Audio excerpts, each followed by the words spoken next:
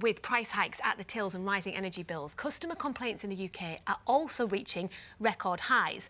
But what's frustrating is when companies remove phone numbers from their website, making it harder for you to get your voice heard. So here to tell us why social media could be our secret weapon is complaining expert Helen Judy. Good morning, Helen. Now, I've got to ask, when can social media actually be better than a phone call or an email?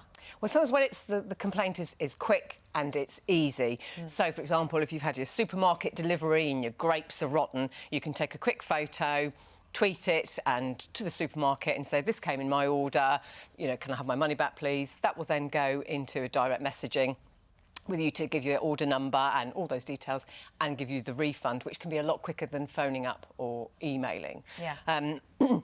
And it can also be very useful when you have written written an email and you haven't heard. It can also be a different team then trying to chase it for you, but it will depend on how good the company is on their social media. Yeah, because they have to be quite active, I guess. You need to check for that, yeah. Yeah. And are some social media platforms better than others? Because there's so many, TikTok, Instagram, Twitter, Facebook. What's the best route? I think it depends on your complaint, because, of course, Twitter, you're restricted to the number of characters you've got, but that tends to be the most useful. You can be, obviously, longer on Facebook, although we hear that some companies will delete comments. And if you're really creative, you can do a reel or a video on TikTok or Instagram if you're very creative to stand out. That's dedicated, isn't it? The rotten veg. Yeah. Do people do that?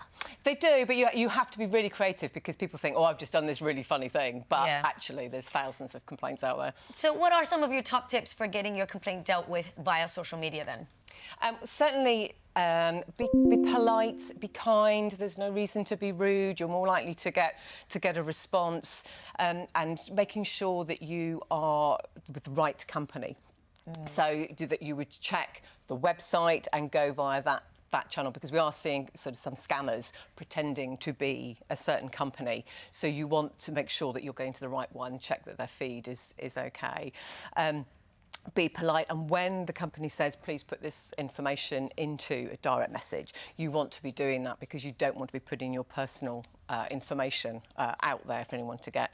And if you aren't getting the success from the social media, then look at other ways. So if they're not giving the contact details, like you said earlier, you can go to ceoemail.com and you will get the CEO's email address, who's unlikely to respond personally, but it will get the matter escalated. And then you can use the evidence, the screenshots of the social media where you didn't get a response, and take that and say, not only did I have this complaint, I'm now going to complain about the fact that no one responded on social media. Yeah.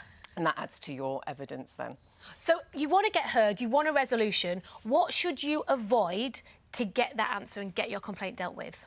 Well, you certainly want to avoid being rude, because that isn't going to help. But you want to be sure that you're using the right process. So, for example, if you've travelled up from London to Manchester and your train has been cancelled and then delayed, and you want to use delay repay, that's what you're going to have to do. Somebody just tweeting to say, I want my money back for my delayed journey, is not going to work. You've got to use a system. So it's about knowing all the processes. Don't give out your personal information, particularly financial, because there are people out there who will take that information and scam you and take your money. So it's really important to make sure you're not putting that personal information out there. And also, if you've tweeted a couple of times and you're not getting that response, stop.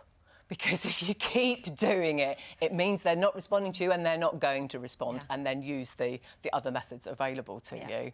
But you mentioned it earlier, and I think one of the most important things is to just be nice when you ask for these things, because I think being nice goes a long way, doesn't it? Absolutely. That's what I was saying sort of, you know, the whole be kind thing, be polite, because the people at the end of that social media, they aren't the people that cause the problem. Exactly. So they're, you know, you have to be polite to them. And also, you know, they're more likely to help you if you're being polite and you're saying what it is that you want as a resolution. Yeah, amazing tips. Thank you so much, Helen.